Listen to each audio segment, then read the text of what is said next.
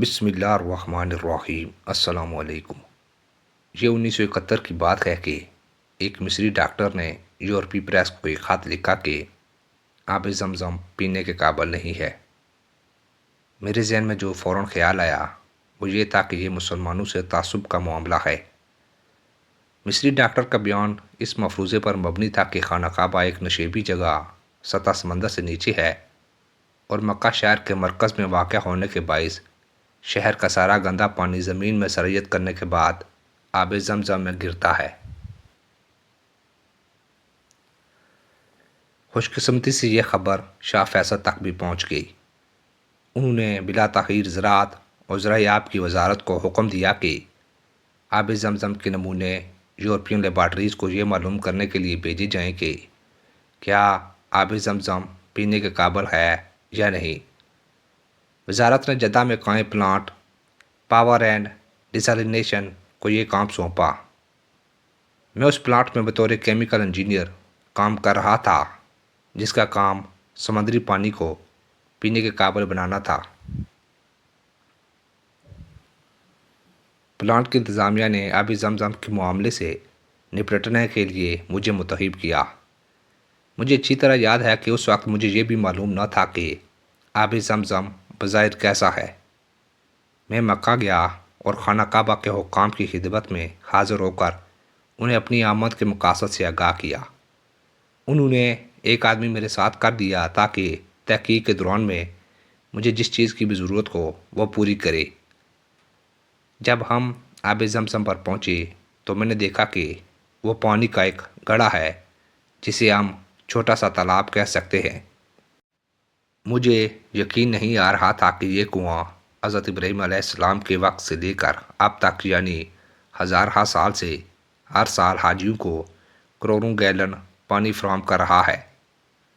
میں نے اپنا کام کنویں کی پیمائش سے شروع کیا۔ میں نے اپنے معاون آدمی سے کہا کہ وہ مجھے کنویں کی گہرائی بتائے۔ اس نے پہلے غسل کیا اور پھر وہ کنویں میں اتر گیا۔ وہ سیدھا کھڑا ہو گیا۔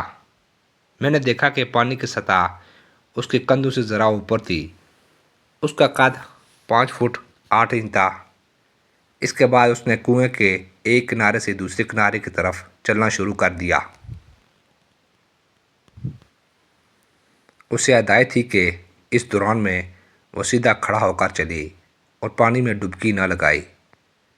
کنویں میں اس طرح چلنے کا مقصد یہ معلوم کرنا تھا کہ کنویں میں پانی کی کوئی گزرگاہ یا پائپ لائن تو نہیں ہے جن سے کنویں میں پانی آتا ہے۔ آدمی نے بتایا کہ کنویں کے اندر اسے کوئی گزرگاہ یا پائپ لائن نہیں ملی۔ میرے ذہن میں ایک خیال آیا کہ آب زمزم کا ذخیرہ کرنے کے لیے آب زمزم پر جو ٹرانسفر پمپ لگا ہوا ہے اس کے ذریعے تیزی کے ساتھ کنویں سے پانی نکالا جائے۔ اس طریقے پر عمل کرنے سے پانی کی سطح گرے گی اور کنویں میں جن راستوں سے پانی داخل ہوتا ہے ان کی شناخت اور مقامات کا تعین آسان ہو جائے گا۔ اس پر عمل کیا گیا مگر حیرت ناک طور پر وہاں کچھ بھی نہ دیکھا جا سکا۔ مگر میں جانتا تھا کہ صرف یہی ایک طریقہ ہے جس کے ذریعے ہم کنویں میں آنے والے پانی کے راستے معلوم کر سکتے ہیں۔ اس لیے میں نے پمپ کو دوبارہ چلانے کا فیصلہ کیا۔ اس دفعہ میں نے آدمی کو کنویں میں کھڑا کر دیا اور اسے کہا کہ وہ ایک ہی جگہ پر چوکس کھڑا رہے اور اس دوران ہوشیاری سے کنویں میں وقوع پذیر ہونے والی کسی بھی غیر معمولی بات کو نوٹ کرے۔ کچھ ہی دیر بعد اچانک اس نے ہاتھ کھڑے کر دیے اور چلایا، الحمدللہ میں نے اسے پا لیا ہے۔ جوں ہی کنویں کے پیندے سے پانی باہر نکلتا ہے ایسے محسوس ہوتا ہے کہ جیسے ریت میرے پاؤں کے نیچے ناچ رہی ہو۔ پمپنگ کے دوران میں اس نے کنویں کا چکر لگایا اور ہر جگہ یہی صورتحال محسوس کی۔ در حقیقت کنویں کے پیندے سے کنویں میں ہر جگہ برابر پانی داخل ہو رہا تھا جو پانی کی سطح کو برابر رکھتا تھا۔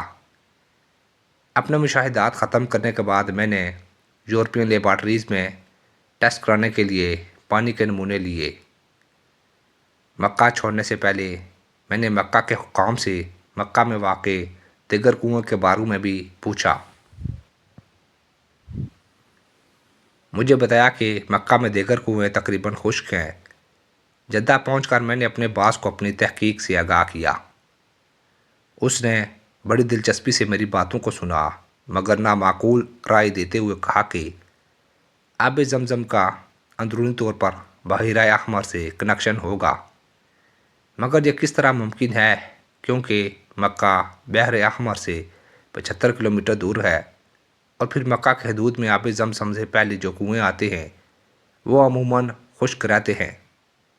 یورپین لیبارٹریوں نے آب زمزم کے ٹیسٹ کے بعد جو تجزیاتی رپورٹیں دی وہ تقریباً وہی تھیں جو ہماری لیبارٹریوں نے دی تھی۔ آب زمزم اور دیگر پانی میں فرق صرف یہ تھا کہ آب زمزم میں کیلشیم اور میگنیشیم نمکیات کی مقدار کچھ زیادہ تھی۔ انہی نمکیات کی مقدار زیادہ ہونے کے باعث اس پانی سے تھکے ہوئے حاجی بھی تر و تازہ رہتے ہیں۔ اس کے علاوہ آب زمزم میں فلورائڈ بھی پائے جاتے ہیں، اس لیے آب زمزم جراثیم کش اثرات بھی رکھتا ہے۔ یورپین لیبارٹریوں نے واضح طور پر لکھا کہ پانی مکمل طور پر پینے کے قابل ہے۔ اس طرح مصری ڈاکٹر کا بیان غلط ثابت ہو گیا۔ جب شاہ فیصل کو یہ بتایا گیا تو وہ بہت خوش ہوئے اور رپورٹ یورپین پریس کو فراہم کرنے کا حکم دیا۔ یہ اللہ کا خاص فضل و کرم تھا جس نے ہمیں اس طرح آب زمزم کی کیمیائی ساخت جاننے کا موقع فراہم کیا۔ حقیقت یہ ہے کہ جو آپ مزید تحقیق کریں گے، آب زمزم کے زیادہ سے زیادہ عجائبات آپ کے سامنے آئیں گے، اور اس پانی کے معجزات پر آپ کا یقین بڑھتا جائے گا۔ اس صحرائی زمین میں دور و نزدیک سے حج کے لیے آنے والے افراد کے لیے یہ پانی اللہ تعالیٰ کی خاص نعمت ہے۔ آب زمزم کی چند خاص خصوصیات ملاحظہ فرمائیں۔ آب زمزم کبھی خشک نہیں ہوتا۔ اس نے پانی کی ضروریات ہمیشہ پوری کی ہیں۔ جب سے یہ وجود میں آیا ہے، اس کے ذائقے اور نمکیات کی کمپوزیشن میں کوئی تبدیلی نہیں آئی۔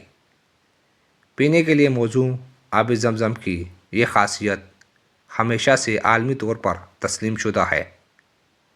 دنیا کے ہر کونے سے حاجی ہر سال مکہ آتے ہیں، اور گزشتہ 14 صدیوں میں آب زمزم کے خلاف کوئی شکایت سننے میں نہیں آئی۔ حاجی ہمیشہ اس سے لطف اندوز ہوئے ہیں جو انہیں تر و تازہ رکھتا ہے۔ شہروں میں سپلائی کیے جانے والے پانیوں میں کلورین یا دیگر کیمیکل ملائے جاتے ہیں، مگر آب زمزم میں آج تک کبھی بھی کلورین یا کوئی دوسرا کیمیکل نہیں ملایا گیا۔ دنیا بھر میں بیشتر کنوؤں میں نباتاتی نشوونما ہو جاتی ہے، جس سے پانی پینے کے قابل نہیں رہتا، کیونکہ نباتاتی نشوونما سے ذائقے اور بو تک میں فرق آ جاتا ہے۔ مگر آب زمزم میں نباتاتی نشوونما کے دور دور تک نشان دکھائی نہیں دیتے۔